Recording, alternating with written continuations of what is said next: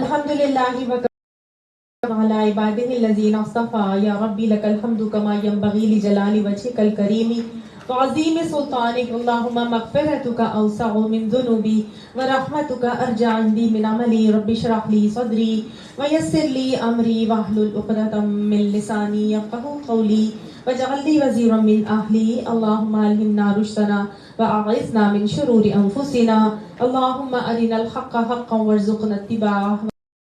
5 تک ہم نے کر لیا تھا، آیت الکرسی ہم نے لاسٹ لیکچر میں اپنے پڑھی تھی۔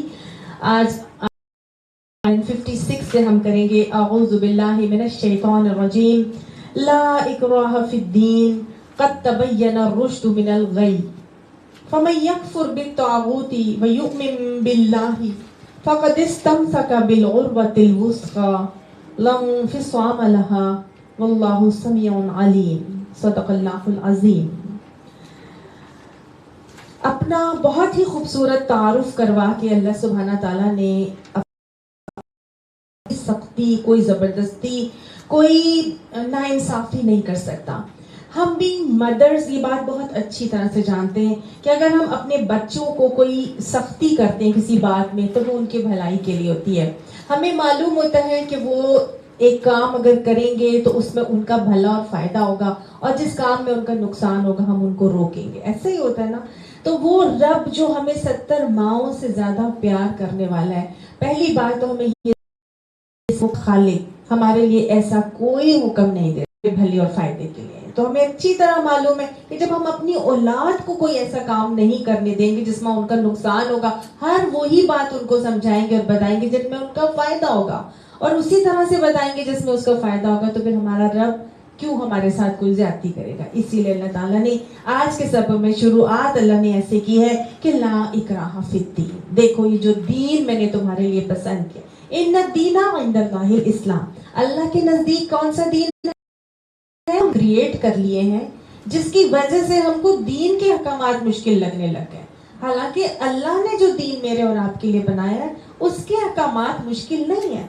اللہ نے مجھے نہیں کہا تھا کہ میں اپنے گھر کے اندر ڈرائنگ روم میں اتنی مہنگی مہنگی چیزیں رکھوں اور لاکھوں کا جو ہے نا وہ میں ڈرائنگ روم بھی سیٹ کر دوں۔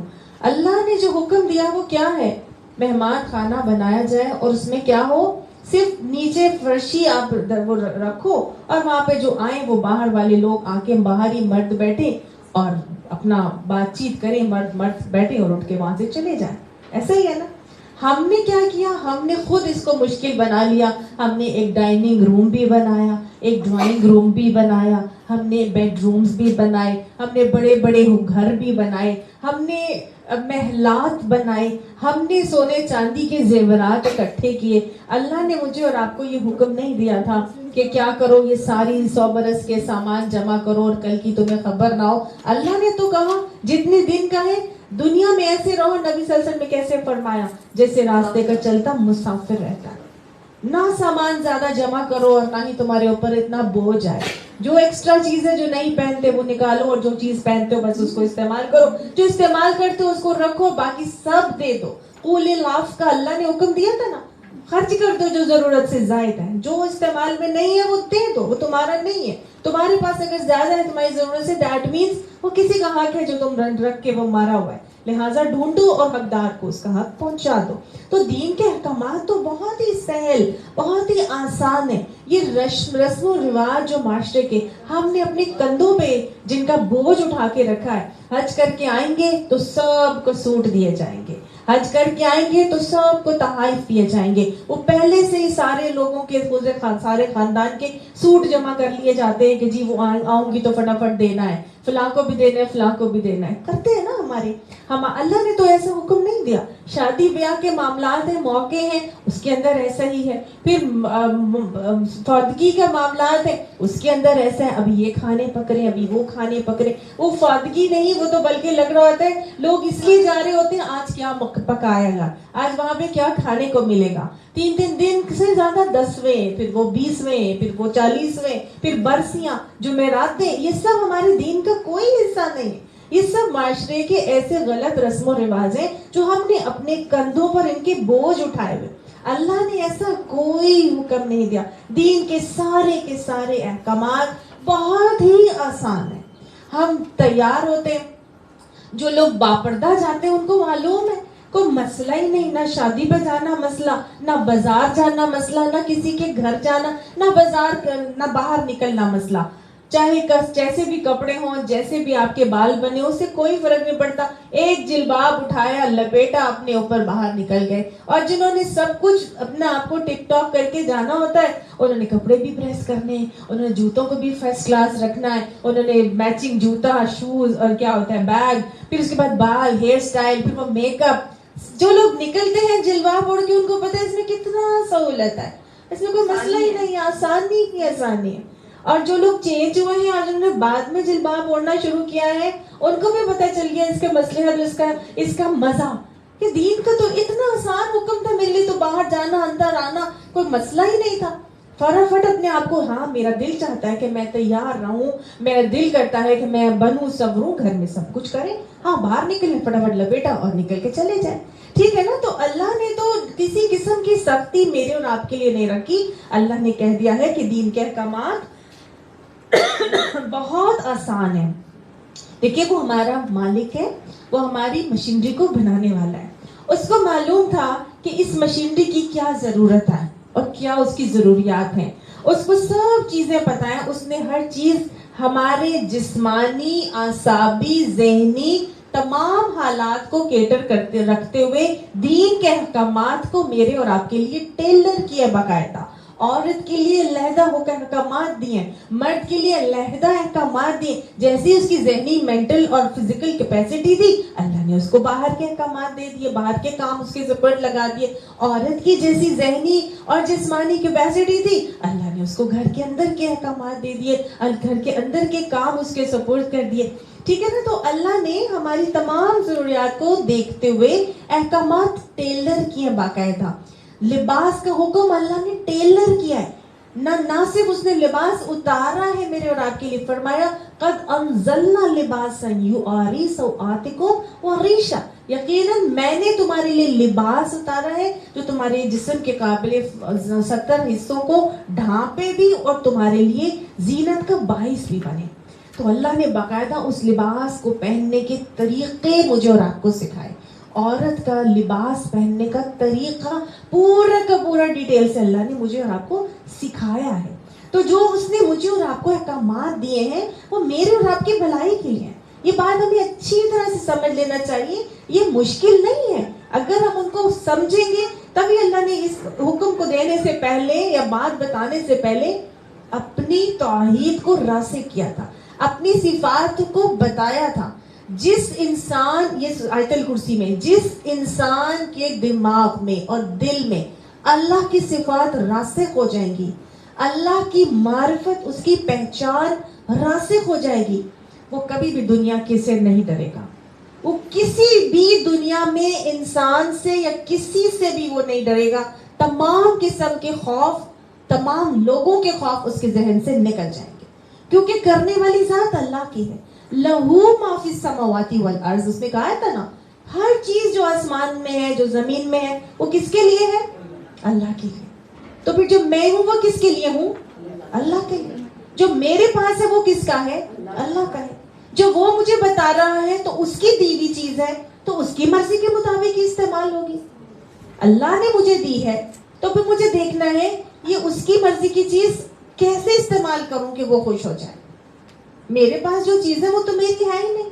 نہ میری زندگی میری ہے, نہ میرا ٹیلنٹ میرا ہے, نہ میرا مال میرا ہے, نہ میری اولاد میری ہے. جب کچھ بھی میری نہیں ہے, لہو ما فی السماوات و ما فی الارض ہے, اسی کے لیے ہے جو آسمانوں میں, جو زمین میں. تو میں کیا زمین آسمان سے علیحدہ کسی مخلوق کے سیارے میں رہتی ہوں؟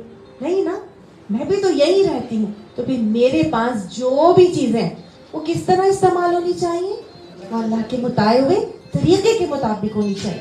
اسی لیے اللہ نے کہہ دیا, یاد رکھنا پھر کہ جو دین تمہیں دیا ہے, لا اکراہ فی الدین, اس دین میں کوئی سختی نہیں ہے, کوئی ناگواری نہیں ہے, کوئی جبر نہیں ہے, کوئی ناگواری یا کراہت کا معاملہ نہیں ہے، مشکل نہیں ہے، دین کے احکامات آسان ہی آسان ہے. تم آسان احکامات کو لے کے چلو اور پھر تم دیکھو یہ تمہیں معلوم ہوگا کہ یہ دین تمہارے تو کندھوں سے رسومات کے توق اتارنے آیا تھا.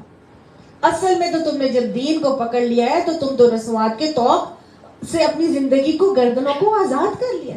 پھر تو تم نکل آؤ گے، تم کو اللہ تیرے شکر، میں تو اس بھی مصیبت سے بچ گئی، میں تو اس مصیبت سے بھی پھنس گئی، بچ گئی. نہیں تو میں اپنے بچے کی شادی کرنی تھی تو مجھے تو یہ بھی کرنا پڑتا، یہ بھی کرنا پڑتا.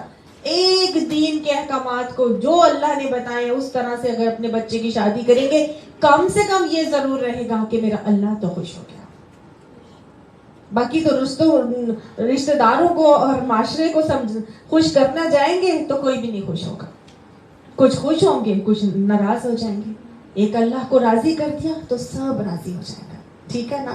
تو ہر حکم میں جتنے بھی احکامات ہیں، آج اپنے دل و دماغ میں اس بات کو ٹھان لیجئے، کوئی راضی ہوتا ہے یا ناراضی ہو، یا کوئی ناراض ہوتا ہے یا ناراض ہوتا رہے، میرا اللہ ناراض نہیں ہونا چاہیے، میرا اللہ راضی ہونا چاہیے. جو دین کے احکامات آئیں گے میں نے اس میں اللہ کی رضا کو دیکھ کر چلنا ہے، اللہ کو راضی کرنا ہے. کوئی مشکل آتی ہے، پریشانی آتی ہے، اللہ سے مدد مانگنی ہے. انشاءاللہ جب اللہ راضی ہوگا تو اللہ ناراض لوگوں کو بھی مجھ سے راضی خود بخود کر دے گا.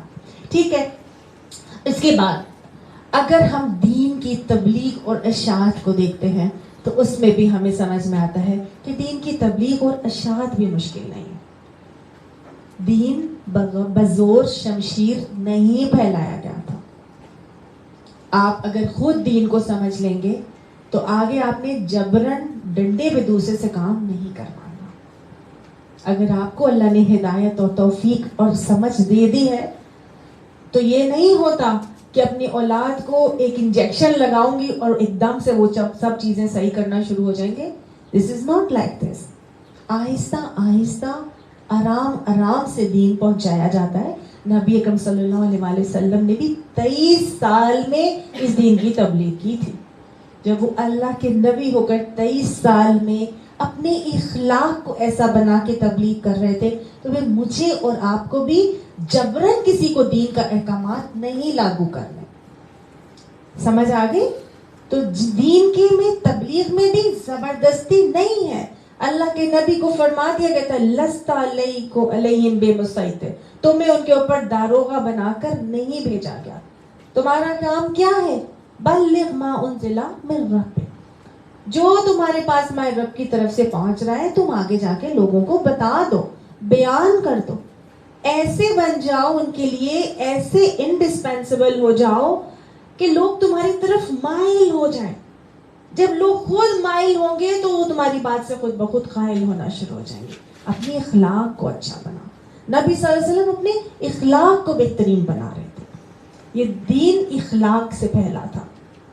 یہ باتوں سے نہیں پھیلتا، یہ عمل سے پھیلتا ہے. خود بن جائیں ویسے، جیسا آپ چاہتے ہیں نا ویسے آپ کی اولاد ہو، آپ ویسے بن جائیں. آپ بن کے دکھائیں، آپ کر کے دکھائیں، بول کے نہ دکھائیں. تبلیغ گھر والوں کو نہیں کی جاتی، پہلی بات تو یہ ہے. گھر والوں کو بن کے دکھایا جاتا ہے. ایسا تبلیغ تو باہر جا کے کی جاتی ہے، جیسے میں آپ لوگوں کے سامنے آ کے کر رہی ہوں. آپ سننے آئے، میں بتا رہی ہوں کیونکہ آپ سیکھنے آئے. گھر والے آپ کو دیکھ رہے ہیں، آپ نے ان کے لیے ماڈل بننا ہے. آپ ایک رول ماڈل ہیں ان کے سامنے. جو کریں گے اولاد ویسے ہی کرے گی. اور اولاد کی تربیت پریگنینسی سے شروع ہو جاتی ہے. جب ماں حمل سے ہوتی ہے اس سے پہلے سے ہی اولاد کی تربیت سٹارٹ ہو جاتی ہے.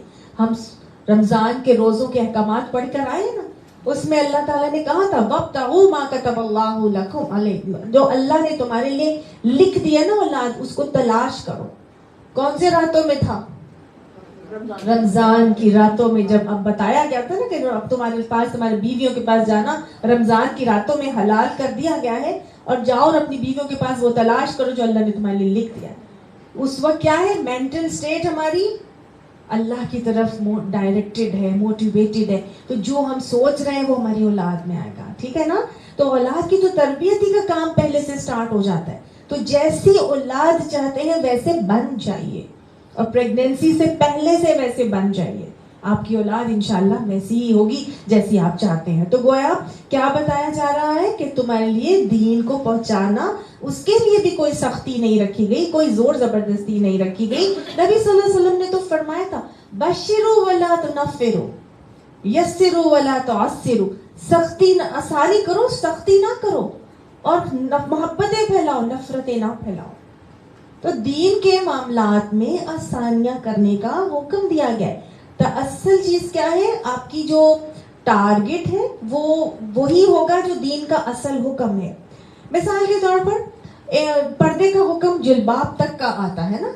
اب جلباب اوڑھنے کے لیے ایک وہ بچہ یا وہ بچی جس نے کبھی دوپٹہ بھی نہ لیا ہو، اس کو ایک دم سے ہم کہہ دیں کہ آپ جلباب اوڑھ لو، تو کبھی نہیں اوڑھے گی، ہے نا.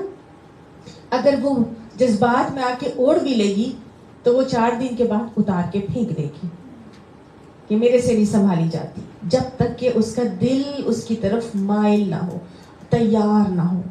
آہستہ آہستہ وہ آئے گا، اس خود بخود آئے گا. آپ صلی اللہ علیہ وسلم کے دور کا واقعہ آتا ہے، 3 راوی ہیں اس بات کے کہ آپ نے ایک شخص کو کہا کہ اسلام لے آؤ، تو اس نے کہا میرا دل نہیں مانتا.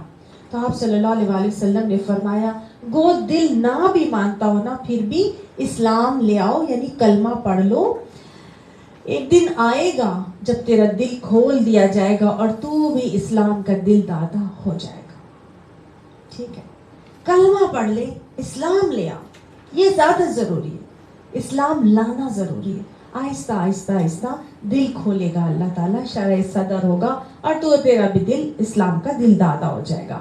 اسی طرح ایک شخص نے آ کے کہا نبی صلی اللہ علیہ وسلم میں اسلام تو لے آیا ہوں لیکن نہ میں شاید میں صرف نماز پڑھوں گا اور میں نہ روزے رکھوں گا، نہ میں حج کروں گا، نہ میں زکوٰۃ دوں گا. تو آپ صلی اللہ علیہ وسلم نے فرمایا کہ ٹھیک ہے نہ کرو.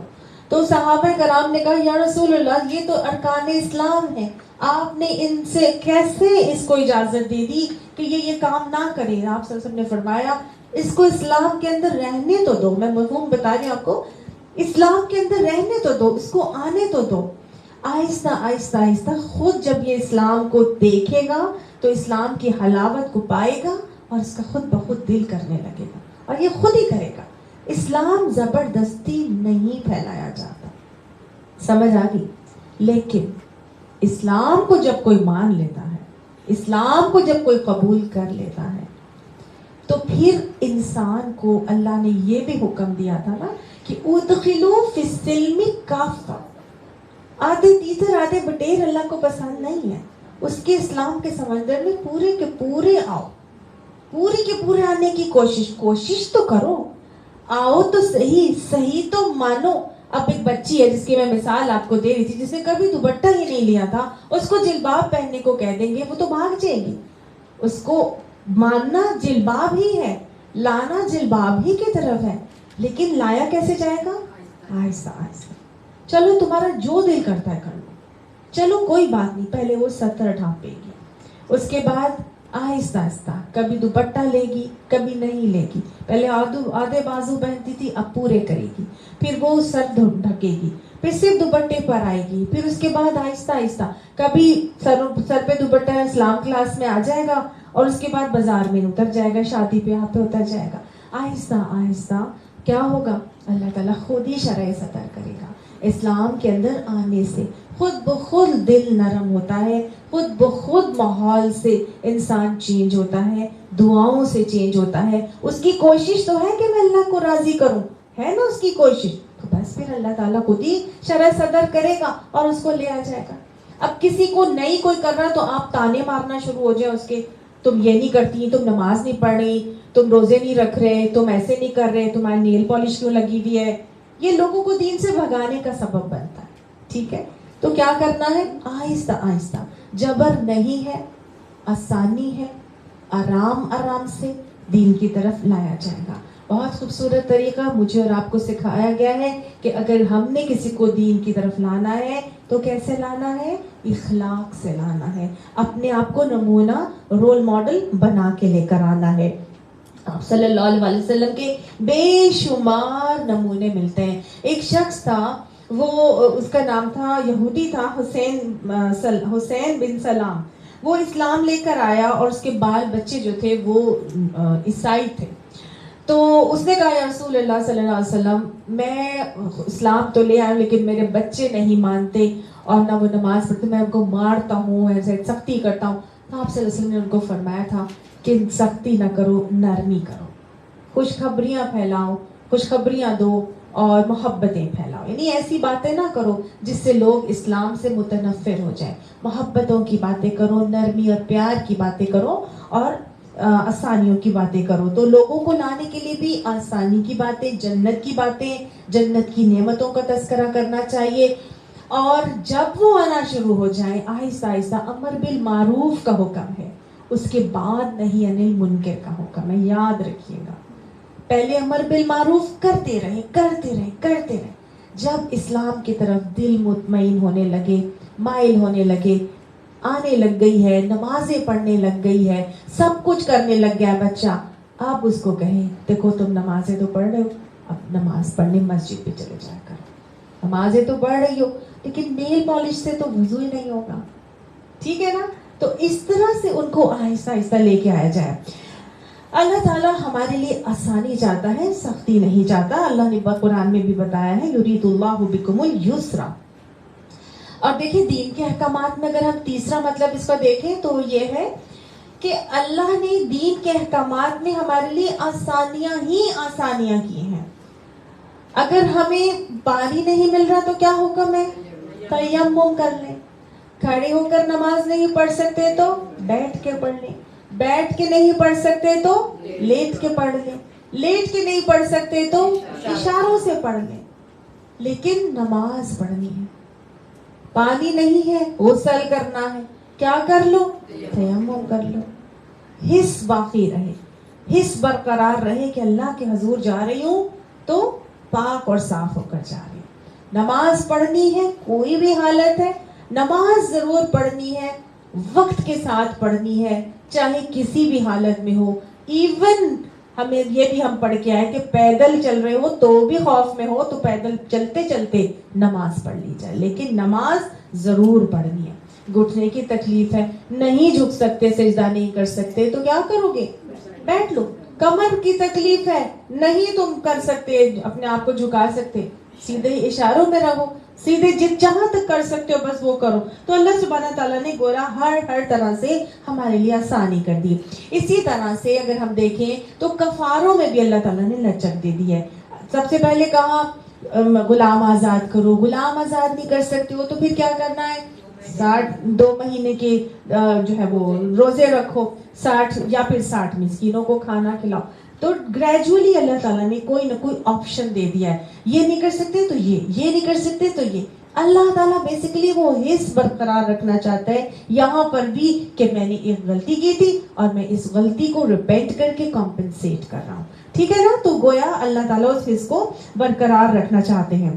پھر اگر ہم دیکھیں اس کا یہ مطلب بھی آتا ہے کہ اللہ سبحانہ تعالیٰ کسی کے اوپر اس کی طاقت سے زیادہ بوجھ نہیں ڈالتا. لا یکلف اللہ نفسا الا وسعها. دین میں کوئی زبردستی نہیں. اگر تمہارے پاس طاقت ہی نہیں ہے بولنے کی, تمہیں اللہ نے بولنے کی قوت ہی نہیں دی, گونگا ہے انسان, تو اس سے تو اللہ نہیں پوچھے گا کہ تم نے جا کے تبلیغ کیوں نہیں کی تھی. ایک شخص ہے جس کو پڑھنا لکھنا ہی نہیں آتا, اس کو قرآن پڑھنا نہیں آتا. اللہ نے اس سے تو نہیں پوچھنا کہ تم نے روزانہ قرآن کی تلاوت کیوں نہیں کی تھی. ایک شخص کے پاس مال ہی نہیں ہے, اللہ نے اس سے تو نہیں پوچھنا کہ تم نے کروڑوں کا صدقہ کیوں نہیں نکالا تھا. تو ایک شخص کے پاس مال ہی نہیں ہے, اس کے پاس استطاعت ہی نہیں ہے حج پہ جانے کی, اللہ نے اس سے تو نہیں پوچھنا کہ تم نے کیوں نہیں حج کیا. اس کے پاس صحت ہی نہیں ہے, وہ روزے نہیں رکھ سکتا, وہ پیشنٹ ہے, ایسے پیپٹک ڈیزیز کا پیشنٹ ہے, وہ نہیں خالی پیٹ رہ سکتا. اللہ نے اس سے نہیں پوچھنا کہ تم نے روزہ کیوں نہیں رکھا تھا. تو گویا اللہ سبحانہ تعالیٰ نے کسی قسم کی سختی ہمارے لیے نہیں رکھی ہے. اللہ نے ہر قسم کی میرے اور آپ کے لیے آسانی دی ہے. لا اکراہ فی الدین. دین میں کوئی زبردستی نہیں ہے, دین میں کوئی تنگی نہیں ہے. لیکن دین کو جب آپ ایکسپٹ کریں گے تو یہ نہیں کہہ سکتے کہ میں یہ کروں گی اور یہ نہیں کروں گی. پک اینڈ چوز نہیں ہے پھر اس کے اندر, یہ یاد رکھیں. وہ پھر وہی آ جائے گا, افتؤمنون ببعض الکتاب وتکفرون ببعض, کہ تو آپ کے ایک حصے کو ایمان لیتے اور دوسرے حصے کا انکار کر دیتے. یہ تو مان لوں گی, آسان ہے, ٹھنڈا ٹھنڈا دین ہے, آسان دین ہے, مشکل والا جو ہے وہ علماء اور مفتیان کے لیے چھوڑ دیا. نہیں, ٹھیک ہے میں قرآن کلاس میں بھی آ جاؤں گی, میں قرآن بھی پڑھ لوں گی, نمازیں بھی پڑھ لوں گی, لیکن پردہ میں نہیں کر سکتی. نو, دین کے احکامات جب مان لیا ہے اس دین کو, رضیت باللہ ربا وبالاسلام دینا وبمحمد رسول النبی, جس نے دل کی پوری رضامندی سے کہہ دیا ہے وہ تو ضرور جنت میں جائے گا نا. تو جب کہہ دیا ہے تو پھر اس کو ماننا لازم ہوگا. اس کے بعد پک اینڈ چوز نہیں ہے, ٹھیک ہے. پھر سرنڈر ہی سرنڈر ہے, پھر ماننا ہی ماننا. ماننا مشکل ہو رہا ہے, اس کے لیے اللہ سے دعا کرنی ہے, اللہ میں مانتی ہوں کہ یہ کمی ہے میرے اندر, مجھے توفیق دے دے, مجھے شرح صدر فرما دے, میرے لیے آسانیاں کر دے, مجھے ایسی کمپنی, ایسے دوست, ایسے ساتھی دے دے جن کے ساتھ مل کے میرے لیے اس کو ماننا, اس کو عمل کرنا آسان ہو جائے. آسان نہیں ہوتا. میں ایک خاتون کو جانتی ہوں, وہ اکیلی تنہا پاکستان سے گئی, چھوٹی سی عمر میں, کوئی 9-10 سال کی عمر میں پیرنٹس نے امریکہ بھیج دیا پڑھنے کے لیے. She was just 9 to 10 years old I think, اور اس ایج میں انہوں نے, آج کل وہ ہوگی 75 ایئرس کی, اس عمر, اس دور میں ان کو بھیجا تھا امریکہ پڑھنے کے لیے. اب جب گئی وہاں پر تو ایک انہی کی کمیونٹی کا کوئی بندہ تھا, وہ بھی پاکستانی ہی تھا, تھوڑا بڑا تھا, شادی کر لی اس سے, وہ کرسچن تھا. اب کرسچن کے ساتھ شادی کر لی, نام کو مسلمان, کسی چیز کا نہیں پتا, زندگی بھر وہاں گزار کے اور 2 بچوں کے ساتھ پاکستان واپس پلٹ آ گئی. پاکستان پلٹ آئی. اندر جب انسان کی نیکی ہوتی ہے نا تو وہ کہاں سے کہاں اللہ اس کے لیے آسانی کرتا ہے. وہ پاکستان آئی تقریباً 15 سال پہلے, 50 سال کی تو وہ ہوں گی, 60 سال کے اراؤنڈ ان کی ایج ہوگی.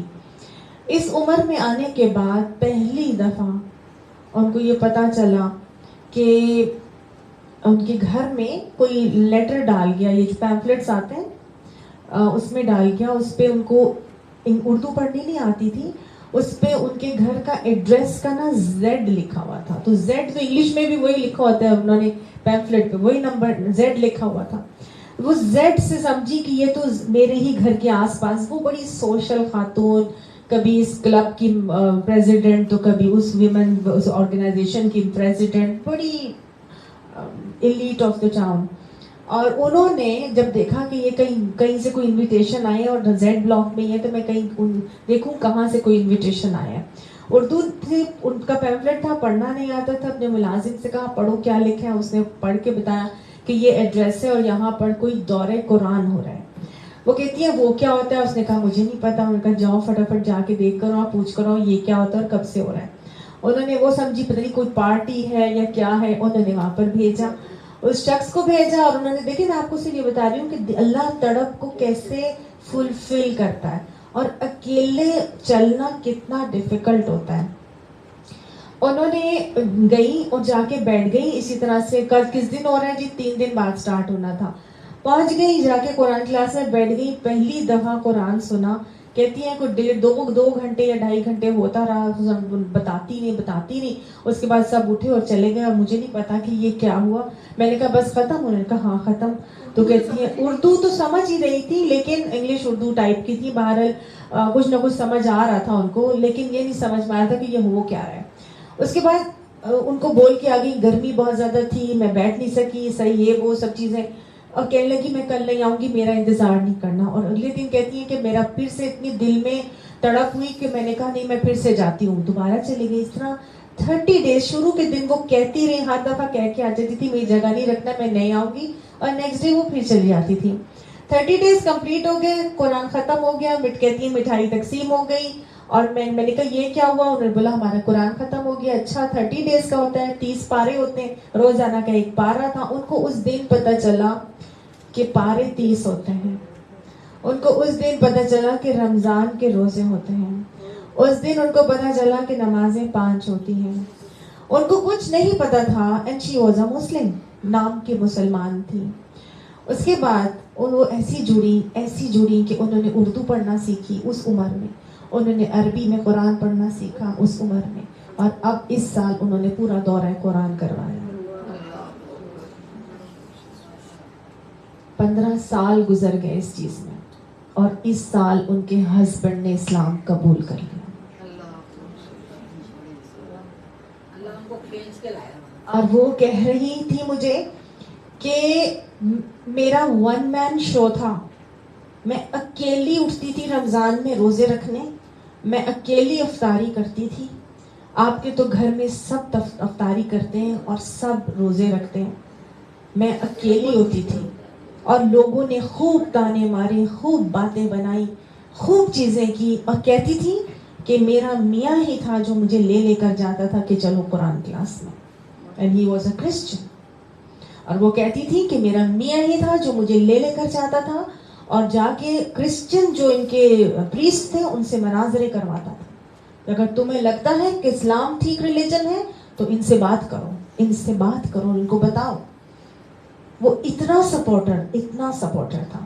تو اللہ کا شکر ادا کریں کہ اللہ نے ہمیں اتنے اچھے گھر دیے جہاں پہ سب ہمارے ساتھی ہیں. اگر کسی میں تھوڑی بہت کمی بیشی ہے بھی تو اس کو محبت سے, نرمی سے لے کر چلیں. سختی نہیں کرنی. اگر وہ سختی ہم ان پہ کرتے یا وہ اپنے بچوں یا اپنے شوہر پہ کرتی تو کوئی بھی آج اسلام قبول نہ کرتا. کیا خیال ہے؟ یہ اخلاق ہے جو پھیلتا ہے اور دین کو پھیلانے کا سبب بنتا ہے. ان کی بیٹی نے خود کہا کہ میں نے مسلمان سے شادی کرنی, اور اس نے مسلمان سے شادی کی. اور اس کی شادی سے پہلے اس نے پہلے اسلام قبول کیا اور پھر مسلمان سے اس کی شادی ہوئی. اور دوسری بیٹی ابھی وہ کرسچن ہے, اور وہ ایک بیٹی دوسری بیٹی کے پاس آج کل گئی ہوئی ہے, اس کو وہاں پہ تبلیغ کر کے اس کے پورے فیملی کو مسلمان کرنے کے لیے. سبحان اللہ. تو ایسے پھیلتا ہے. آج کی مثال دی ہے میں نے آپ کو, یہ نبی صلی اللہ علیہ وسلم کے دور کی بات نہیں بتائی. ایسے لوگ بھی ہیں. ہم کتنے بلیسڈ ہیں کہ ہمیں اللہ نے اتنے پیارے محبت کرنے والے رشتے دیے ہیں, اور پھر بھی ہم ان کے ساتھ سختی کریں. محبتوں سے, پیار سے ان کو دین کی طرف لائیں. خود اچھے بنے رہیں, خود اچھے کرتے رہیں. ہر کسی کا 1 man شو ہی ہے. ہر کسی کا 1 man شو ہی ہے. ٹھیک ہے, ان کے پاس لیبل تھا کہ وہ کرسچن تھے, ہمارے پاس لیبل ہے کہ ہمارے ساتھی مسلمان ہیں, لیکن ہیں ہم سب 1 man شو کے ہی لوگ. ٹھیک ہے, تو یاد رکھنا ہے کہ لا اکراہ فی الدین, دین میں کوئی سختی اور زبردستی نہیں ہے. آیت بہت چھوٹی سی ہے ٹکڑا, لیکن بہت ڈیپتھ ہے اس کے اندر. قد تبین الرشد من الغی, یقیناً بیان کر دیے, واضح کر دیے ہدایت سرکشی سے. اللہ نے سرکشی اور ہدایت کو چھانٹ کے رکھ دیا, الگ الگ کر دیا. سرکشی اور ہدایت اللہ نے کیسے چھانٹ کھانٹ کے رکھی ہے؟ دیکھیں, ہدایت اور گمراہی, اس کو کیسے پتا چلتا ہے؟ یہ فرق ہے دونوں کے اندر. جو اللہ کی کتاب کے طریقے ہیں, جو سنت نبی کے طریقے ہیں, وہ کیا ہے؟ ہدایت کے طریقے. اور جو کفر کے شیطانی طریقے ہیں وہ کیا ہے؟ سرکشی کے طریقے ہیں. وہ غی ہے, جو جہالت اور غلط اعتقاد پر مشتمل اعمال ہیں, وہ کیا ہے؟ وہ سرکشی کے معاملات ہیں. اور اللہ تعالیٰ قرآن پاک میں اس بات کی وضاحت کرتے ہیں کہ اللہ تعالیٰ فرماتے ہیں وَنَزَّلْنَا عَلَيْكَ الْكِتَابَ تِبْيَانَ كُلِّ شَيْءٍ, ہم نے آپ کے اوپر کتاب اتاری ہے جو ہر چیز کو واضح کرتی ہے. سنت کیا ہے؟ اللہ تعالیٰ نے فرمایا وَأَنزَلْنَا إِلَيْكَ الذِّكْرَ, اور ہم نے آپ کی طرف ایک ذکر اتارا ہے. یہ ذکر کیا؟ قرآن پاک. کیوں اتارا؟ لِتُبَيِّنَ لِلنَّاسِ تاکہ آپ لوگوں کے لیے واضح کر دیں، بیان کر دیں مَا نُزِّلَ إِلَيْهِمْ جو ان کی طرف اتارا گیا ہے. تو گویا نبی صلی اللہ علیہ وآلہ وسلم ان تمام احکامات کی وضاحت کرنے کے لیے آئے تھے جو اللہ تعالیٰ نے اس کتاب میں ہمارے لیے اتارا تھا. تو رشد و ہدایت کیا ہے؟ قرآن اور سنت. یہاں سے ہمیں پتہ چلتا ہے کہ اللہ تعالیٰ نے ان دونوں کو واضح کر دیا ہے میرے اور آپ کے لیے کھول کھول کر. اب مجھے اور آپ کو کیا کرنا ہے؟ آگے اللہ نے بتا دیا کہ فَمَن يَكْفُرْ بِالطَّاغُوتِ بس جو کوئی انکار کرے گا طاغوت کا. طاغوت کیا ہے جی؟ طغا سے نکلا ہے، طغا سرکشی کو کہتے ہیں، حد سے بڑھ جانا. طاغوت کیا ہے؟ وہ چیز ہے، ہر وہ چیز طاغوت ہے جو اللہ کی حدود سے آگے انسان کو بڑھانے کا سبب بن جاتی ہے. طاغوت انسان کا اپنا نفس بھی ہو سکتا ہے، ہاں جی، باغی دل بھی ہو سکتا ہے، نفس وہی بات ہو گئی. طاغوت کوئی حکمران بھی ہو سکتے ہیں، طاغوت کوئی ملک و قوم کے قوانین بھی ہو سکتے ہیں، طاغوت کوئی سردار بھی ہو سکتا ہے، طاغوت آپ کا شوہر بھی ہو سکتا ہے، طاغوت آپ کی اولاد، آپ کے والدین بھی ہو سکتے ہیں جو اللہ کی حدوں سے آپ کو کراس کروانے کا سبب بن جائے. ٹھیک ہے، تو جو اللہ کی حدوں سے ہم کو باہر نکالنے کا سبب بنتا ہے وہ طاغوت ہوتا ہے. بیسیکلی یہ شیطان ہے جو ہمیں طاغوتی کام کرواتا ہے. ٹھیک ہے، تو شیطان کسی بھی شکل میں ہمارے اندر آ سکتا ہے. تو اب اللہ نے کہا کہ کیا کرنا ہے؟ دین کو اگر ماننا چاہتے ہو تو سب سے پہلے یکفر بالطاغوت کرنا پڑے گا، طاغوت کا انکار کرنا پڑے گا. ابھی ہم دیکھیں اگر لا الہ الا اللہ یا اللہ لا الہ الا هو الحی القیوم جو ہم نے پڑھا، اس میں اللہ تعالیٰ نے کیا ہمیں بتایا ہے؟ لا الہ الا ہو، نہیں ہے کوئی معبود، یعنی کہ تمام غیر اللہ کے معبود جو بھی بنائے جاتے ہیں دنیا کے اندر ان سب کی نفی کرنا لازم ہے. لا الہ، ہم سب سے کہتے ہیں نا، سب سے پہلے کیا بولتے ہیں کلمے میں؟ ہم تمام معبودان غیر اللہ کی نفی کرتے ہیں، ہم تمام ناحق معبود کی نفی کرتے ہیں، انکار کرتے ہیں. ٹھیک ہے، تو اللہ نے کہا کہ یہاں جو کوئی انکار کرے گا طاغوت کا، جب غیر اللہ معبود کا انکار ہوگا تو پھر ہی الا اللہ ہوتا ہے، لا الہ الا اللہ. اسی لیے اللہ نے کہا وَيُؤْمِن بِاللَّهِ. تو گویا کیا کرنا ہے؟ تمام کے تمام وہ طاغوتی طاقتیں جن کو لوگ دنیا میں اپنا معبود بناتے ہیں ان کا انکار کرو گے تو پھر اللہ پر ایمان ہوگا. ایسا نہیں ہو سکتا کہ کہیں کہیں دل کی مان لی، کہیں کہیں اللہ کی مان لی، کہیں کہیں نفس اپنے بچوں کی مان لی، کہیں کہیں اللہ کی مان لی، کہیں کہیں شوہر کی مان لی، کہیں کہیں اللہ کی مان لی. ایسے نہیں ہے. ایک کا انکار ہوگا تو دوسرے پر ایمان ہوگا. دونوں کو جو ساتھ ساتھ لے کے چلتا ہے وہ کون ہوتا ہے؟ منافق ہوتا ہے.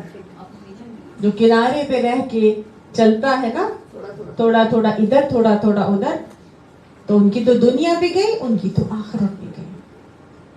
ٹھیک ہے نا، جب فائدہ ہو گیا تو اس طرف ہو گیا اور جب نقصان ہوا تو دوسری طرف چلے گئے. تو بات یہ ہے کہ اللہ نے کہا کہ ایک کا انکار کرنا ہی پڑے گا اگر اللہ پر ایمان لاؤ گے.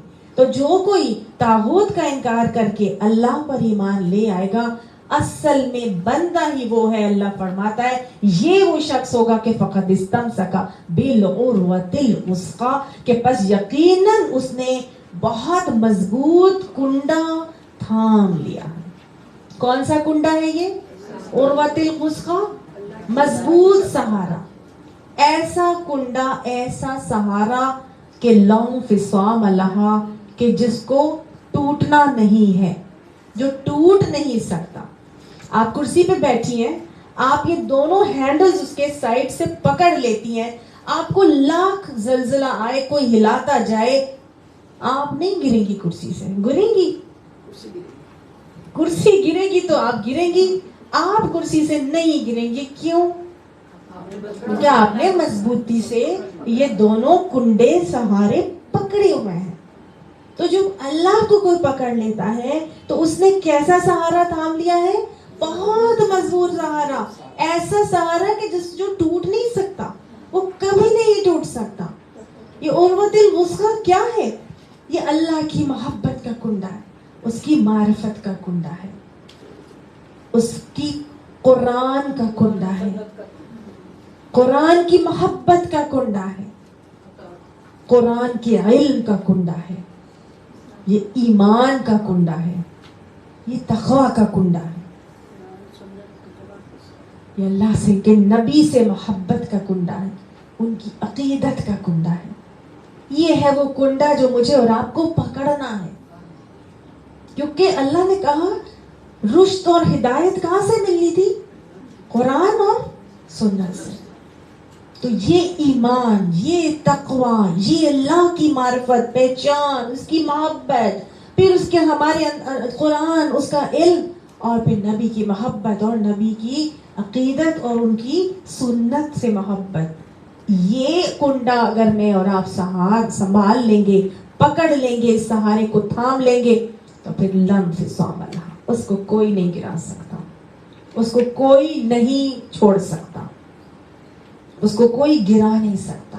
امام فخر الدین کہتے ہیں جو کسی چیز کو تھامنا چاہتا ہے تو وہ اس کے دستے کو یا کنڈے کو تھام لیتا ہے، تو جو دین کو تھامنا چاہتا ہے وہ ان دلائل کو تھام لیتا ہے جو دین کی طرف رہنمائی کرتے ہیں۔ تو یہ سب دلائل ہی تو ہیں جو ہمیں دین کی طرف لے کر جاتے ہیں، یہ ایمان، یہ قرآن، اس کے نبی کی محبت، ان کی عقیدت، ان کی سنت کو فالو کرنا۔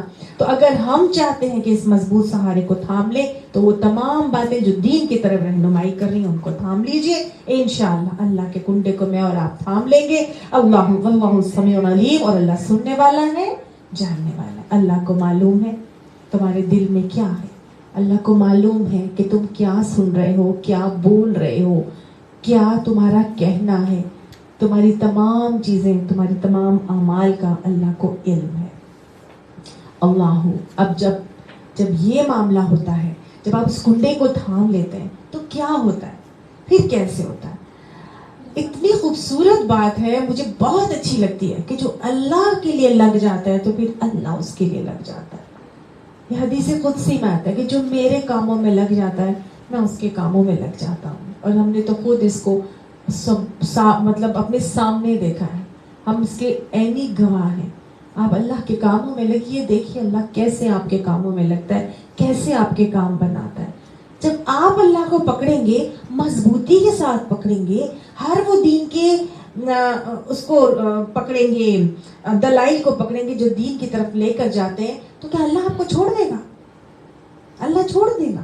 اللہ تعالیٰ فرماتا ہے تم نے مجھے تھام لیا تو اللہ ولی الذین آمنوا، اللہ ایسے ایمان لانے والوں کا دوست بن جاتا ہے، سبحان اللہ، ولی بن جاتا ہے، ساتھی بن جاتا ہے۔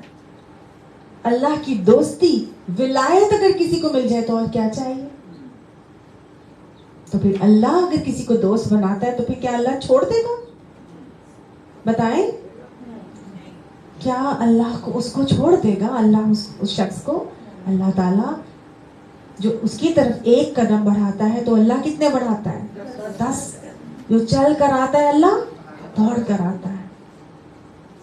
تو اللہ تعالیٰ فرماتا ہے اللہ پھر ایسا ولی بنتا ہے کہ یخرجہم من الظلمات الی النور، اللہ پھر ایسے بندے کو اندھیروں میں نہیں رہنے دیتا، اللہ ظلمات سے یخرجہم نکال لیتا ہے، ان کو نکالتا ہے، ان کو ایسے اندھیروں سے جس میں وہ بھٹک رہے تھے۔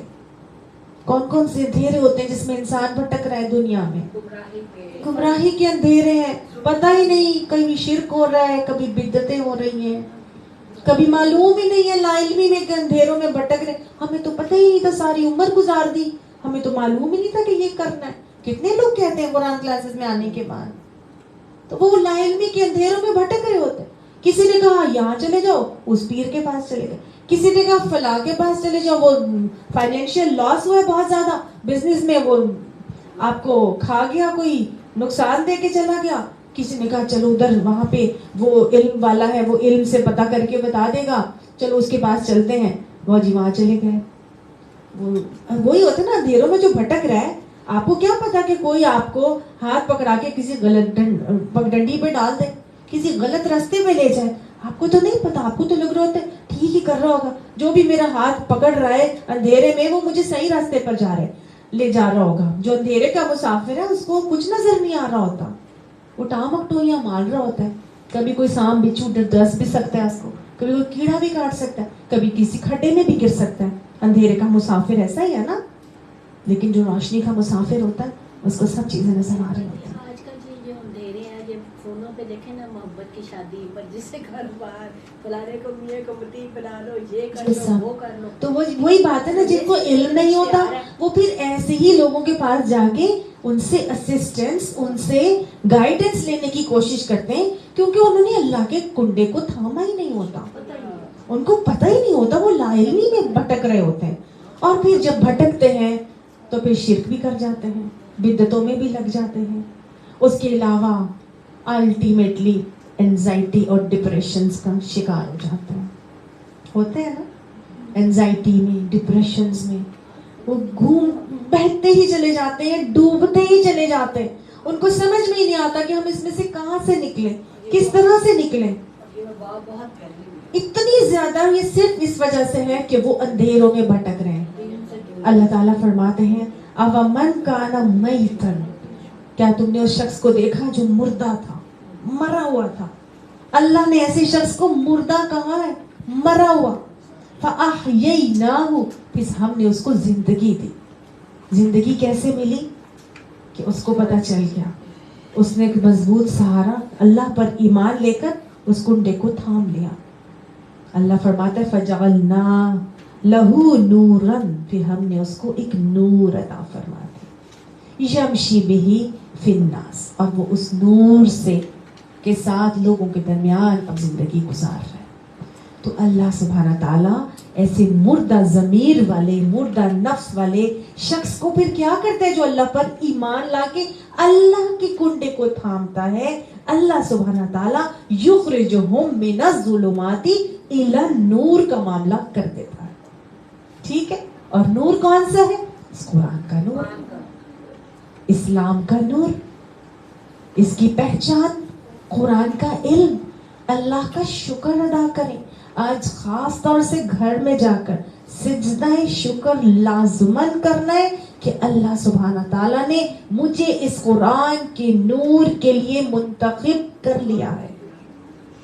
शुक्र है अल्लाह का कि उस मुझे यहाँ पे ला के बैठा देता है कि मैं इस कुरान के इल्म को हासिल करूं। ग्रेजुअली ही आता है, आहिस्ता आहिस्ता ही आता है। उस रास्ते पे तो चल पड़े जो सिराते मुस्तकीम का है, उस रास्ते पे जो होगा वो सीधा जन्नती में जाएगा। किसी को नहीं देखना अल्लाह ने कि वो कितनी करीब जन्नत के पहुंचा या कितनी दूर था, आ तो गया था सिराते मुस्तकीम पर। वो शख्स का वाकया याद कर लीजिए, बनी इसराइल का। उसने क्या कहा था? 99 कत्ल कर दिए। एक शख्स के पास गया और कहा कि मेरी बख्शिश का कोई जरिया है? तो उसने बोला तुमने तो 99 कत्ल कर दिए, तुम्हारी तो बख्शिश मुमकिन ही नहीं है। उसने गुस्से में आके 100 कत्ल, उसको भी कत्ल कर दिया। अब 100 कत्ल हो गए। अब वो किसी ने किसी राहिब के बारे में बताया, वो इस राहिब के पास चला गया। क्या था उसके दिल में, क्या था उसके दिल में जो वो राहिब के पास गया? बख्शिश मांगना, हिदायत मांगना, अल्लाह की तरफ आना चाह रहा था, एक कदम बढ़ा रहा था। तो अल्लाह कैसे 10 कदम बढ़ाता? उसके दिल में आया शायद मेरी कोई बख्शिश का तरीका हो, कोई जरिया हो। एक राहिब का पता चला। अल्लाह को तो तड़प ही देखनी थी। तड़प देख के जब राहिब के पास पहुंचा तो राहिब ने कहा एक तरीका है, इस जगह को छोड़ के दूसरी जगह चले जाओ, वहां पे जिंदगी गुजारोगे तो तुम्हारी बख्शिश भी कबूल हो जाएगी, तौबा भी, और इंशाल्लाह तुम्हारी लिए आसानी भी जिंदगी की हो जाएगी। नेक लोगों की सोबत, जाहिर है जब सोबत चेंज होगी, बद से बदनाम बुरा होता है, याद रखिएगा। एक इंसान बदनाम हो जाए ना तो वो जितना मर्जी नेक होने की कोशिश करेगा ना, सब उसको ताने मार मार के नेक बनने ही नहीं देंगे, है ना। तो इसलिए ये हुक्म भी है कि अगर आपसे कोई बुराई हो जाए तो बोलो नहीं, उसको अल्लाह से माफी मांगो, खामोश रहो। क्योंकि अगर बदनामी हो गई तो फिर मुश्किल हो जाएगा तुम्हारा नेकी की तरफ पलटना। तो تو اس لیے کیا کیا، جب یہ گیا اس نے مان لی بات، ابھی یہ راستے میں ہی چلا ہی تھا کہ اس کی موت آ گئی، یہ مر گیا، صراط مستقیم پر چل پڑا تھا، ابھی تو تھوڑا ہی دور گیا تھا کہ اس کی موت آ گئی. دونوں فرشتے پہنچے، نیکی بدی والے اس کی روح کہاں لے کر جائیں. فرشتہ ایک اوپر آیا کہ پوچھنے اللہ تعالیٰ سے کہ اللہ کدھر روح لے کے جانی ہے. اللہ تعالیٰ نے کہا وہ راستہ ناپ لو جہاں سے چلا تھا، اور وہ بھی ناپ لو جہاں پر پہنچنا تھا. وہ راستہ جہاں پہنچنا تھا وہ دور تھا، جہاں سے چلا تھا وہ قریب تھا. ادھر سے فرشتہ اوپر سے نیچے بتانے کے لیے جو یہ بات آیا، تو اللہ نے پیچھے سے، اپنی زمین ہے نا اللہ کی، لشکر تو اللہ کے ہے نا، لہو ما فی السماوات للہ ما فی السماوات و ما فی الارض. اللہ کو سب کچھ پتا ہے، اللہ تو علیم بذات الصدور. اللہ کی طرف وہ ایک قدم بڑھا کے نکلا ہے، اللہ 10 نہ بڑھاتا. اللہ سبحانہ تعالیٰ نے زمین کو حکم دے دیا تو پھیل جا، اور دوسری طرف حکم آیا کہ تو وہاں سے سکڑ جا. اس سکڑنے کے لیے اللہ سبحانہ تعالیٰ نے کیا کیا، جب سے وہاں پر پہنچے تو وہ زمین کا فاصلہ کم نکلا ناپنے والوں کے لیے، اور جہاں سے وہ چلا تھا وہ زیادہ تھا. سیدھا اس کی روح کو کہاں لے گیا اللہ تعالیٰ؟ جنت. سبحان اللہ. یہ ہے اللہ، ایسے کرتا ہے اللہ. ہم کس اللہ کو نہیں مانتے، ہم کس اللہ کو انڈر ایسٹیمیٹ کرتے ہیں. اللہ نے بتا دیا ہے کہ وہ ظلمات سے نکال کے ان کو نور کی طرف لے کر آتا ہے، یہ اس کا کام ہے. اللہ نے جیسے شیطان نے کہا تھا نا کہ میں ان کو صراط مستقیم پر بیٹھ کے ان کو گمراہ کروں گا، لیکن شیطان نے کہہ دیا تھا الا عبادک المخلصین، تیرے جو خالص بندے ہوں گے نا ان پر میرا زور نہیں چلے گا. اللہ ہمیں اپنا خالص بندہ بنا. اور اللہ نے بھی کہہ دیا تھا وَإِنَّ عِبَادِي کہ جو میرے بندے ہوں گے لَيْسَ عَلَيْهِمْ سُلْطَان، تیرا زور ان پر نہیں چلے گا. اللہ نے بھی کہہ دیا تھا، شیطان نے بھی ایکسپٹ کر لیا تھا کہ جو تیرے خالص بندے ہیں ان پر میرا واقعی زور نہیں چلے گا. تو کیا کرنا ہے، سارے کنڈوں اور سہاروں کو چھوڑ کر کس سہارے کو پکڑنا ہے؟ اللہ کو. اور یہ آیت الکرسی ہمیں سکھاتی ہے.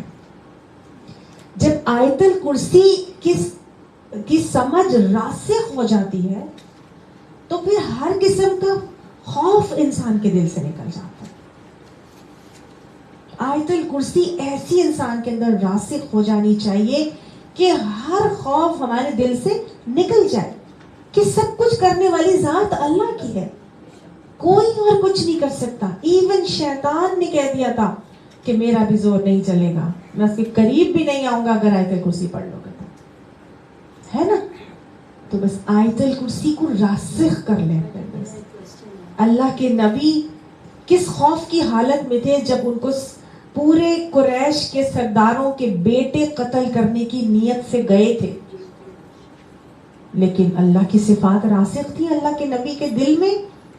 آرام سے نکلے، مٹی اٹھائی اپنی مٹھی کے اندر، ان لڑکوں کے سروں کے اوپر ڈالتے ہوئے یاسین شریف کی آیات پڑھتے ہوئے اور نکل گئے. کیسے نکلے؟ سورہ یاسین کی شروع کی 11 آیات، ہاں جی، شروع کی 11 آیات پڑھتے ہوئے، کیونکہ اللہ کی حفاظت ہے. ان کو معلوم ہے یاسین والقرآن الحکیم انکا لمن المرسلین علی صراط مستقیم تنزیل العزیز الرحیم لتنذر قوما ما انذر آباؤهم فهم غافلون لقد حق القول على ربهم وعلى أكثرهم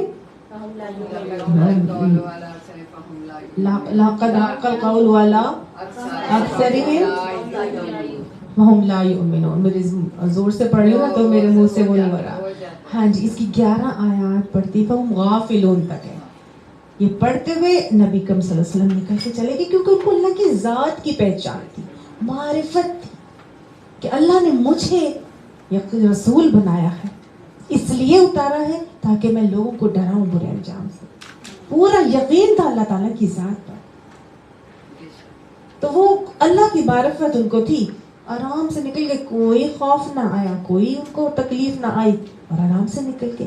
یہ پھر اللہ کی مدد ایسے آتی ہے, اللہ ایسے ولی بنتا ہے, ان کو نکالتا ہے ظلمات سے نور کی طرف. والذین کفروا, اور وہ لوگ جو انکار کر جاتے ہیں یا جو ماننے سے انکار کرتے ہیں, اللہ کو مانتے نہیں بلکہ کس کو مانتے ہیں؟ طاغوت کو مانتے ہیں. ٹھیک ہے نا, اللہ کے علاوہ سارے انہوں نے اپنے خدا بنا کے رکھے ہوئے. اولیاءہم الطاغوت, جو اللہ سے انکار کرنے والے ہوتے ہیں ان کا ولی پھر کون بنتا ہے؟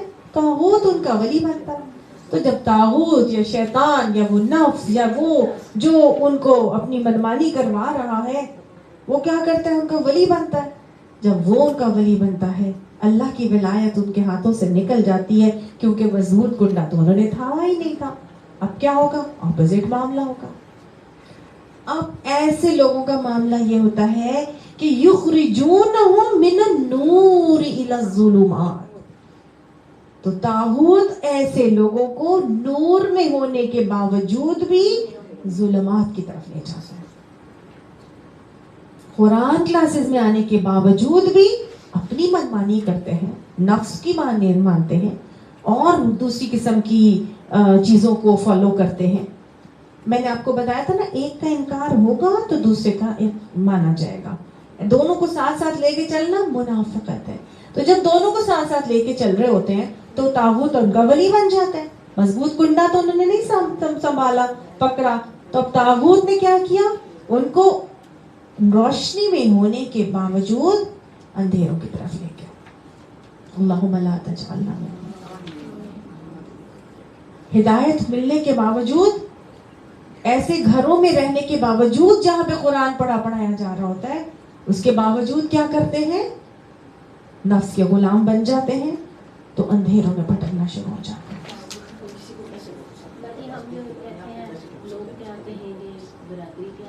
جی یس, لوگ کیا کہیں گے, برادری کیا کہے گی, فلاں ناراض ہو جائے گا. اس کا مطلب ہے اس شخص نے طاغوت کس کو بنا لیا؟ برادری کو, فلاں کو, لوگوں کو بنا لیا. اللہ کے مقابلے میں کس کا کنڈا پکڑا ہے اس نے؟ لوگوں کا, برادری کا. تو کس کو پکڑنا ہے؟ دنیا چاہے ناراض ہو, اللہ ناراض نہیں ہونا چاہیے. اللہ تعالیٰ فرماتے ہیں تو ایسے لوگ جو روشنی میں ہونے کے باوجود بھی اندھیروں کی طرف چلے جاتے ہیں طاغوت کو پکڑنے کے وجہ سے, کیونکہ طاغوت ان کا ولی بنتا ہے, تو اولئک اصحاب النار ہم فیہا خالدون. یہ لوگ ہیں جو اصحاب النار ہیں, جہنم والے ہیں, اور وہ اس میں ہمیشہ ہمیشہ رہیں گے. یہ منافق ہے, یہ شرک کرنے والا ہے, جس نے اپنے اوپر اللہ, اپنے دل میں, اپنے دل و دماغ کے اوپر اللہ کے اوپر کسی اور کو فوقیت دے دی ہے. سٹارٹنگ بات سے کیسے ہوئی تھی؟ وَمَن يَكْفُرْ بِالطَّاغُوتِ وَيُؤْمِنْ بِاللَّهِ. طاغوت کا انکار کرنا ہوگا اور اللہ پر ایمان لانا ہوگا. لیکن جو طاغوت کا انکار نہیں کر رہا, اللہ پر ایمان کے ساتھ ساتھ طاغوت کو بھی لے کے چل رہا ہے, تو اللہ نے کہا ایسے لوگ وہ ہیں جو کفرو کر رہے ہیں, انکار کر رہے ہیں. تو پھر جب انکاری ہوں گے تو پھر طاغوت ان پہ حاوی ہو جائیں گے, اور آہستہ آہستہ وہ نور میں ہونے کے باوجود بھی ان کو اندھیروں اور ظلمات کی طرف لے آئیں گے. اور پھر یہ وہ لوگ ہوں گے جو نار میں رہنے والے ہیں, جہنم کی آگ میں, اور وہ اس میں ہمیشہ ہمیشہ رہیں گے. اب آگے اللہ سبحانہ تعالیٰ 3 قسم کے لوگوں کا تذکرہ کر رہے ہیں, اور یہ 3 قسم کے لوگ وہ ہیں کہ جن کو اللہ سبحانہ تعالیٰ نے بہت مال, متاع, دولت, عزت, شہرت عطا فرمائی تھی. دین کا علم کسی کو عطا کیا تھا, کسی کو نہیں عطا کیا تھا. لیکن ہوا یہ کہ کھلی کھلی نشانیاں دیکھنے کے بعد کیا رویے تھے جن رویوں کی وجہ سے ایمان کی دولت سے بہرہ مند ہوئے, جن رویوں کی وجہ سے اسلام کی دولت سے بہرہ مند نہیں ہوئے, کفر پر ہی رہے, اور کون سا رویہ تھا جو مزید ایمان میں بڑھوتی کا سبب بنا. ٹھیک ہے, 3 واقعات اب آگے اللہ تعالیٰ بتا رہے ہیں کتنا پیارا انداز ہے نا اللہ تعالیٰ کا اپنی باتیں سمجھانے کا. دیکھیں آیت الکرسی پہلے بتائی, پھر دین کے بارے میں بتایا, پھر بتایا کہ دیکھو دین کو پکڑنا ہے تو کیسے پکڑنا, پھر بتایا جا رہا ہے 3 واقعات سناتا ہوں, دیکھ لو یہ 3 رویے ہیں, تم کون سا اڈاپٹ کرنا چاہتے ہو اڈاپٹ کر لینا. جو سب سے بہترین رویہ ہوگا وہ تو پھر ابراہیم خلیل اللہ کا ہی رویہ ہوگا. صحیح ہے نا؟ تو اللہ تعالیٰ ہمیں بہترین رویے اڈاپٹ کرنے کی توفیق عطا فرمائے. پہلا رویہ یہاں دکھایا جا رہا ہے نمرود کا, دوسرا رویہ دکھایا جائے گا حضرت عزیر علیہ السلام کا, اور تیسرا رویہ حضرت ابراہیم علیہ السلام کا بتایا جائے گا. ٹھیک ہے, تو پہلا رویہ دکھایا جا رہا ہے کہ الم تری الی الذی حاج ابراہیم, کیا دیکھا تو نے اس طرف اس شخص کے حاج جس نے جھگڑا کیا تھا ابراہیم علیہ السلام سے, فی ربہ اس کے رب کے بارے میں, ان آتاہ اللہ الملک یہ کہ دی تھی اس کو اللہ نے بادشاہت. یعنی کہ ایک شخص تھا جس کو اللہ نے بادشاہت دی تھی اور اس نے ابراہیم علیہ السلام سے ان کے رب کے بارے میں جھگڑا کیا تھا. یہ نمرود تھا بیسیکلی.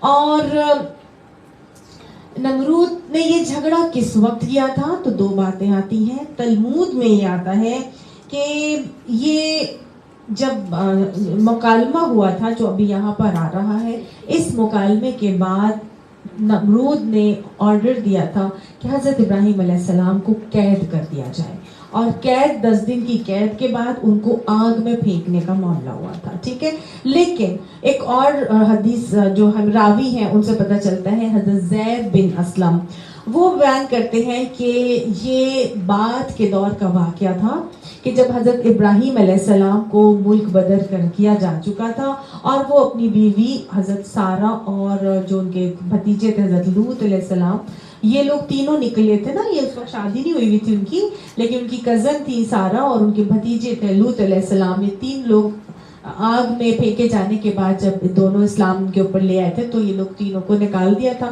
اور یہ لوگ جب چلے گئے پھر رہنے لگے, پھر انہوں نے شادی کر لی سارہ سے, تو قحط پھیل گیا.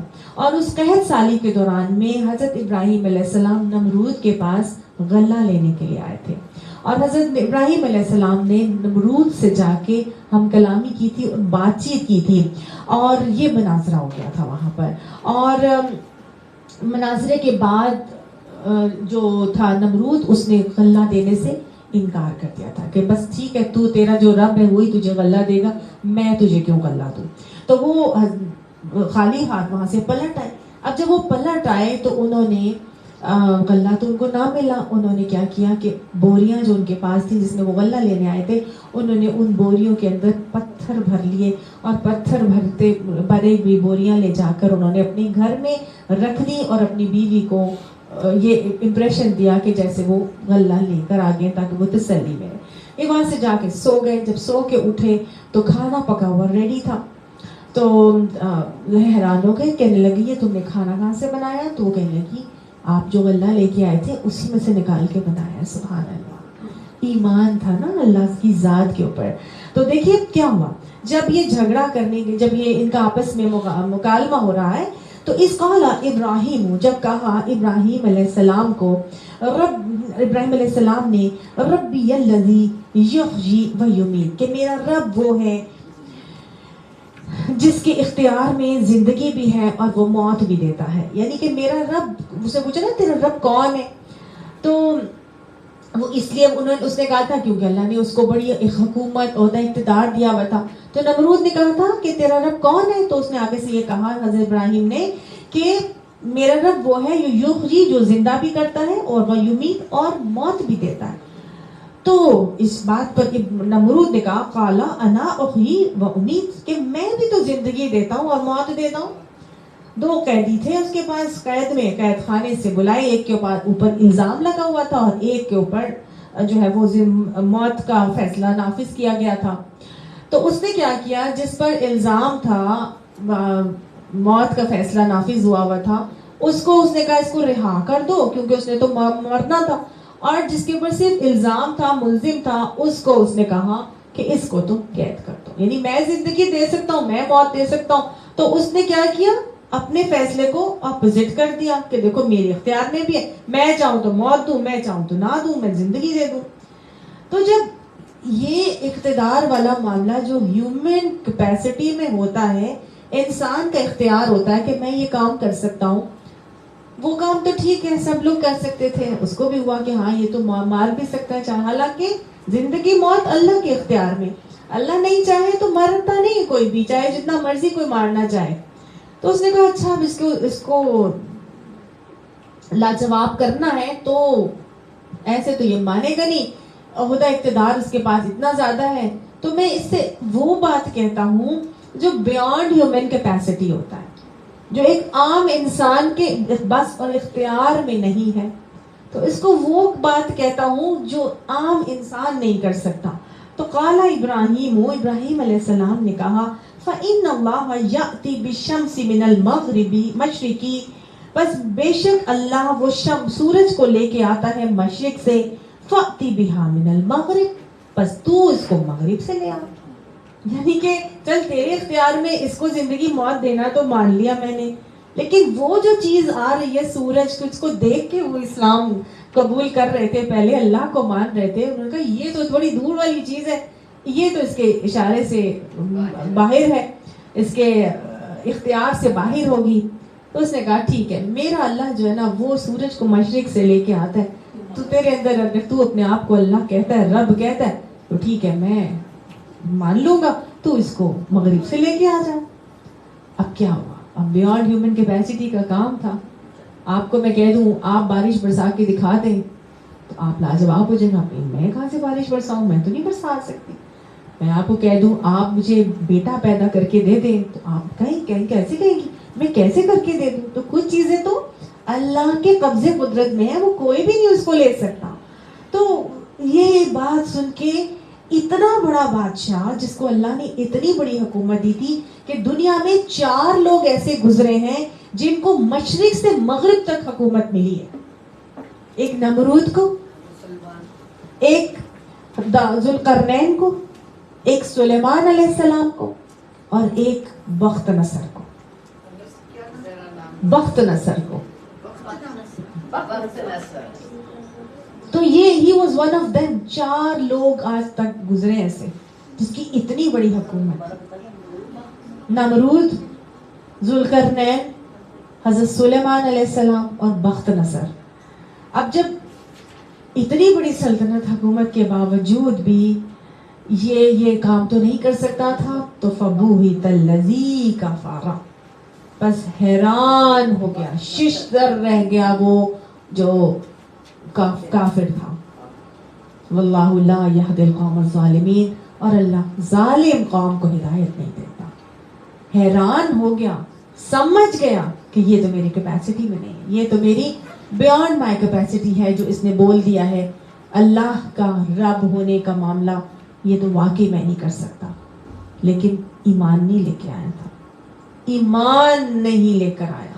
اتنی واضح حقیقت ثابت ہونے کے باوجود بھی یہ ایمان نہیں لے کر آیا. اللہ سبحانہ تعالیٰ نے اس کے پاس فرشتے کو بھیجا. 3 دن ایک فرشتہ آیا اور اس نے ان کو نمرود کے پاس اور توحید کی دعوت دی، لیکن اس نے ہر مرتبہ توحید کی دعوت کو ریجیکٹ کر دیا. اللہ تعالیٰ نے حجت تمام کرنی تھی. جب ریجیکٹ ہوا تو فرشتے نے پھر کہا کہ ٹھیک ہے اپنے لشکر تیار کر لو، میں بھی اپنا لشکر تیار کر لیتا ہوں. صبح سویرے یہ مچھروں کی فوج آ گئی. اللہ نے اپنے لشکر بھیجے، مچھروں کی ایسی فوج آئی کہ پورا آسمان کالا سیاہ ہو گیا. اتنے مچھر آئے، صرف مچھر، اور وہ اتنی سی مخلوق، اور مچھر ایسے آئے کہ وہ آ کے لوگوں کے گوشت کھا گئے ہڈیوں تک.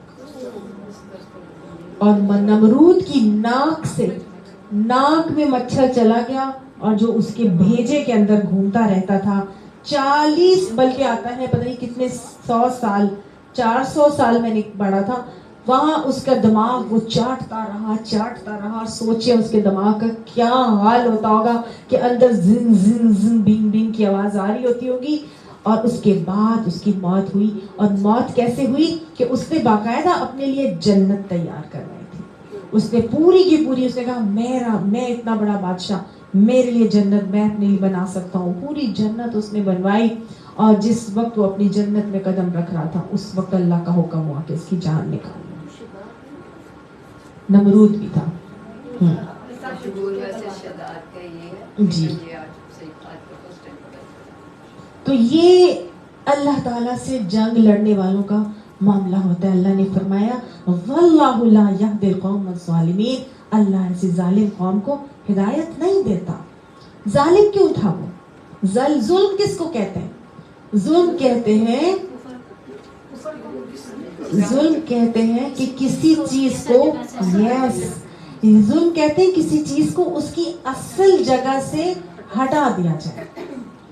تو اللہ کی اصل سے اللہ کو ہٹا دیا نا, اللہ پہ ظلم کیا.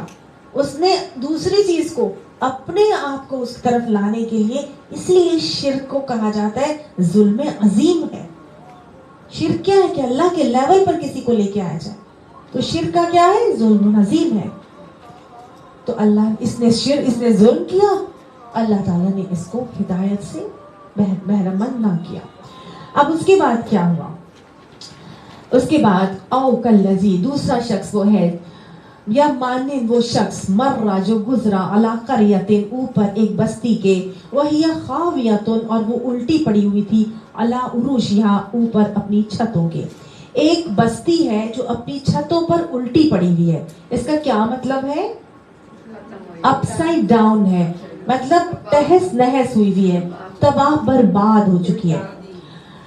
یہ کون شخص تھا؟ یہ ہوا یہ کہ 2 مرتبہ بنی اسرائیل کو ذلت اور رسوائی سے دوچار ہونا پڑا تھا. ہم آگے پڑھیں گے تو انشاءاللہ آپ کو پتہ چلتا جائے گا.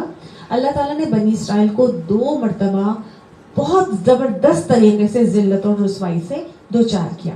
پہلی مرتبہ ان کے اوپر بابلی تھے, انہوں نے حملہ کیا تھا, اور وہ بابل کے لوگ تھے. اور بابل کا جو حکمران تھا اس کا نام تھا بخت نصر. ٹھیک ہے, اس کو انگلش میں ببوکت نصر بھی کہا جاتا ہے. یہی تھا بخت نصر. اس نے ان کے اوپر حملہ کیا. حملہ کرنے کے بعد ان کو اینٹ سے اینٹ بجائی, ہیکل سلیمانی کو مسمار کیا, وہاں کے تورات کے نسخوں کو جلا دیا, اور 6 لاکھ لوگوں کو وہ یہاں سے لے کر بابل پہنچ گیا اپنے پاس. ٹھیک ہے, بابل لیا, بیبلون اس کو کہا جاتا ہے. 6 لاکھ لوگوں کو قیدی بنا کر بابل لے کر آ گیا بیبلون میں.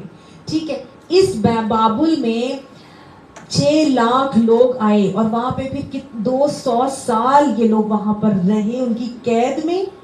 پھر ذوالقرنین اٹھا اور وہاں سے اس نے حملہ کیا اور ان لوگوں کو آزاد کروایا. ٹھیک ہے, تو ذوالقرنین نے جب ان کو آزاد کروایا تو وہ آزاد ہو کے وہاں سے جا رہے تھے, تو حضرت عزیر علیہ السلام ان میں سے ایک شخص تھے جو وہاں سے گزر رہے تھے ایک بستی کے اوپر سے.